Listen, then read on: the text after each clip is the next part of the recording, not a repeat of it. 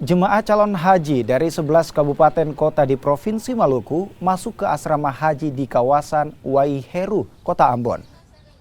Serangkaian tes kesehatan dilakukan termaksud pemeriksaan COVID-19 dan tes PCR sebelum jemaah calon haji masuk ke ruangan masing-masing.